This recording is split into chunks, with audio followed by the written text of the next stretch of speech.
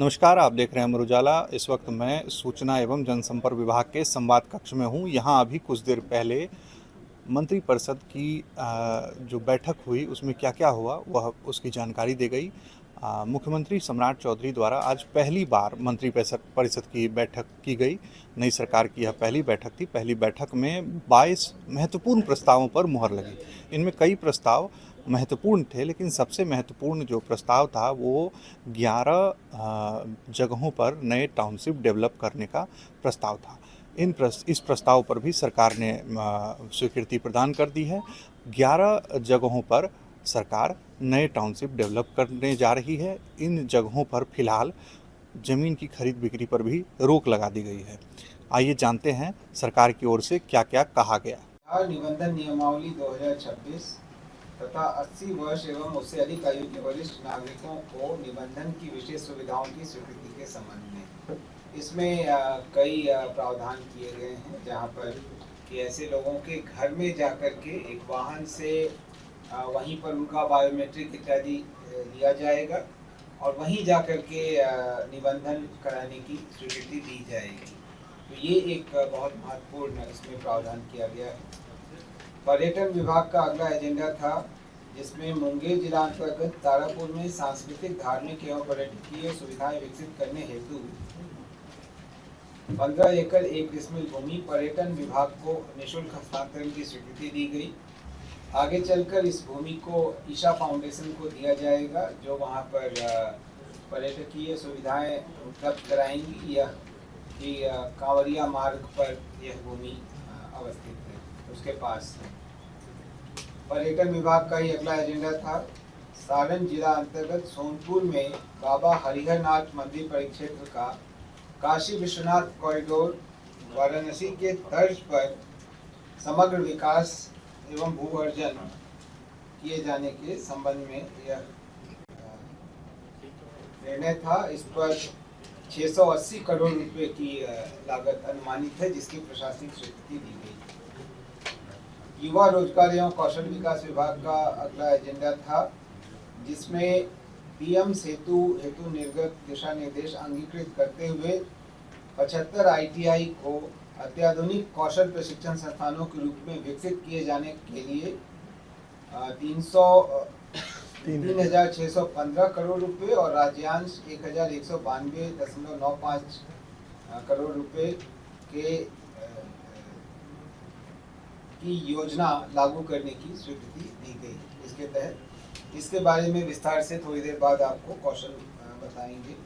नगर विकास एवं आवास विभाग का अगला एजेंडा था, राज्य में सुनियोजित शहरी विकास को प्रोत्साहित करने के लिए चयनित 11 ग्रीनफील्ड सैटेलाइट टाउनशिप के विकास के लिए विशेष क्षेत्र तथा कोर क्षेत्र, उनके नामकरण तथा उन क्षेत्रों में भूमि के क्रय विक्रय एवं हस्तांतरण के साथ भूमि के विकास एवं भवनों के निर्माण पर रोक लगाने की स्वीकृति के संबंध में ये 11 सैटेलाइट टाउनशिप डेवलप करने का प्लान है। आपको याद होगा कि 7 निश्चय 3 में इसके संबंध में जिक्र किया गया था। इसके बारे में भी विस्तार से आपको प्रधान सचिव नगर विकास एवं आवास बताएंगे। सूचना प्रौद्योगिकी विभाग का अगला एजेंडा था, जिसमें आईआईटी पटना रिसर्च पार्क की स्थापना हेतु राज्य सरकार की ओर से आईआईटी पटना को 305 करोड़ रुपए की सहायक अनुदान की स्वीकृति दी गई। इसके बारे में विस्तार से आपको सेक्रेटरी आईटी बताएंगे। इंक्यूबेशन सेंटर आईआईटी पटना के फेज 2 के क्रियान्वयन के लिए 39 करोड़ 1 लाख रुपए की प्रशासनिक स्वीकृति दी गई। यह भी आईआईटी पटना को दी गई है।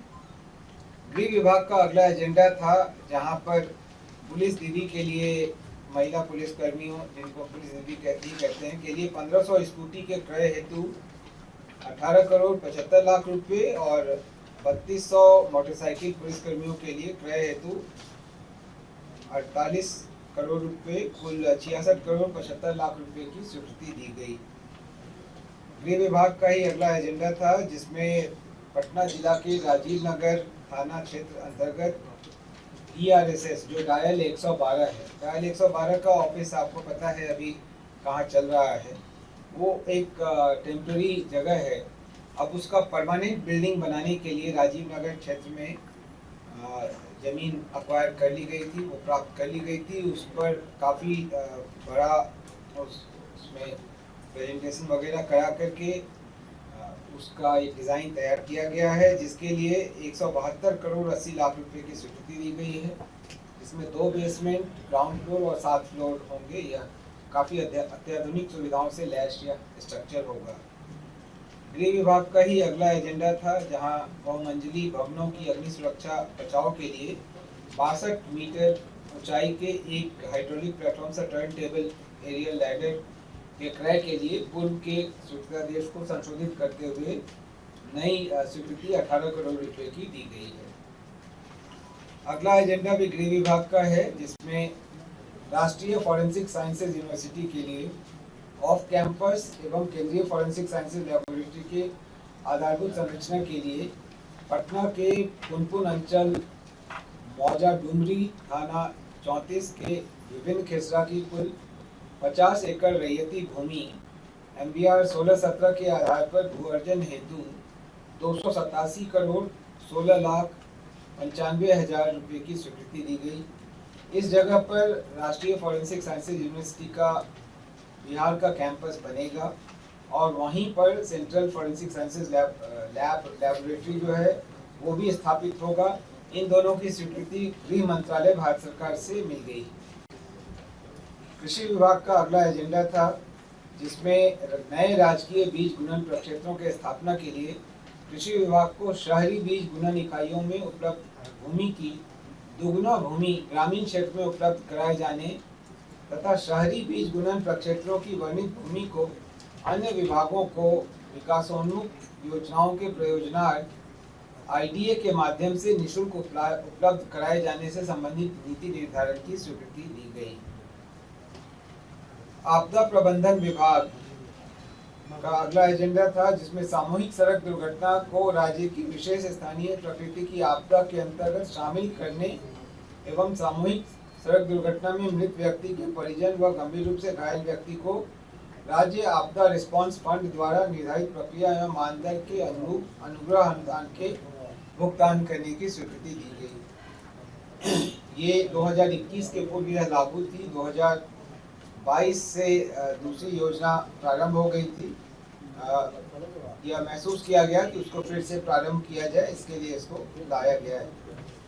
अगला एजेंडा भी आपदा प्रबंधन विभाग का था, जिसमें 15/9/21 से 31/3/22 तक की अंतरिम अवधि में सामूहिक सड़क दुर्घटना में मृतकों के परिजनों एवं गंभीर रूप से घायल व्यक्तियों को सहाय मानदंड के अनुरूप अनुग्रह अनुदान भुगतान करने की स्वीकृति दी गई। इन दोनों ही मामलों में यह पाया जाता रहा है कि जो एक्सीडेंटल क्लेम है हिट एंड रन का, उसमें प्रक्रिया के चलते थोड़ा वक्त लगता है। इस वजह से सरकार तुरंत यह सहायता दे रही है और जब भी उनका क्लेम का निपटारा होगा तब उनको अलग से वो भी राशि प्राप्त होगी। सूचना प्रयोग प्रौद्योगिकी विभाग का अगला एजेंडा है, जिसमें सहयोग हेल्पलाइन की अधिष्ठापन हेतु कुल 72 करोड़ 76 लाख रुपए की प्रशासनिक स्वीकृति दी गई। और जो आगे वो फैलकर स्पेशल एरिया तक फैलेंगे, ये कोर एरिया और स्पेशल एरिया टेक्निकल वर्ड है। कोर एरिया वो क्षेत्र है जहाँ पर सरकार सबसे पहले निर्माण कार्य आरंभ करेगी और एक मास्टर प्लान के हिसाब से कोर एरिया का विस्तार स्पेशल एरिया तक होगा और फिर धीरे धीरे वो उस पूरे शहर के मास्टर प्लान में वो तब्दील होगा। तो आज राज्य मंत्री परिषद ने 11 सैटेलाइट टाउन्स के नाम भी रखे और उनके कोर एरिया और स्पेशल एरिया को भी आज हम लोगों ने आज हम लोगों ने कैबिनेट की स्वीकृति उस पर ली है। पटना के पास जो कोर एरिया है, जो नया टाउनशिप बसेगा, उसका नाम पाटलिपुत्र है।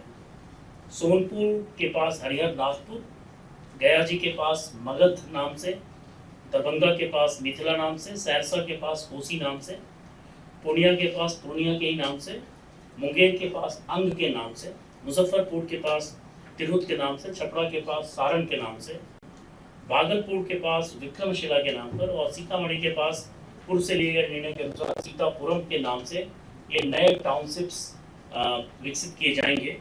जो नए टाउनशिप्स होंगे उनके कोर एरिया का क्षेत्रफल अभी शुरुआत के लिए लगभग 800 एकड़ से लेकर 1200 एकड़ तक है और ये पूरी तरह जब फैलेगा तो कम से कम ये 10 गुना ज़्यादा क्षेत्रफल में फैल पाएगा। ये जो विकास होंगे वो उसके लिए जो बिहार में Bihar urban and planning development act 2012 का है और उसके तहत बिहार शहरी आयोजना स्कीम नियमावली बनाई गई 2025 में।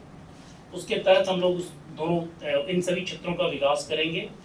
मूल रूप से टाउनशिप के डेवलपमेंट के लिए land pooling, transit oriented development और निगोशिएटेड सेटलमेंट जैसे तकनीक का प्रयोग किया जाएगा। सबसे महत्वपूर्ण निर्णय यह भी लिया गया है कि ये सभी क्षेत्र जो हैं जहाँ पर मास्टर प्लान आने तक हमें वहाँ पर क्रय विक्रय हस्तांतरण और भूमि के विकास साथ साथ भवनों के निर्माण पर रोक लगानी होगी। तो पटना, सोनपुर, गयाजी, दरभंगा, सहरसा, पूर्णिया और मुंगेर यहाँ के टाउनशिप्स जो नए बनने जा रहे हैं वहाँ पर हम लोग 31 मार्च 2027 तक किसी प्रकार के निर्माण कार्य, भूमि के क्रय विक्रय हस्तांतरण पर रोक लगा रहे हैं।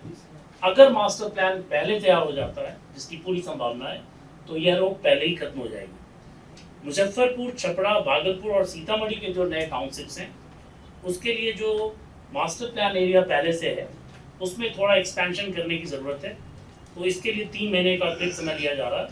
तो इन 4 शहरों के पास जो नए टाउनशिप्स आने वाले हैं यहाँ 30 जून 2027 तक भूमि के क्रय विक्रय हस्तांतरण, भूमि विकास और भवनों के निर्माण पर रोक लगाई जा रही है। जैसे ही मास्टर प्लान नोटिफाइड होगा इन जगहों पर वैसे ही ये रोक हटा दी जाएगी और सामान्य तरीके से मास्टर प्लान के अनुसार भूमि के विकास और भवनों के निर्माण की अनुमति है।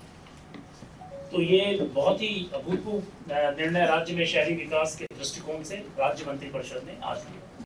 आपके राज्य की खबरें, आपके शहर की खबरें सबसे पहले जानने के लिए देखते रहें अमर उजाला। चैनल को सब्सक्राइब जरूर कर लें और पाएं हर अपडेट।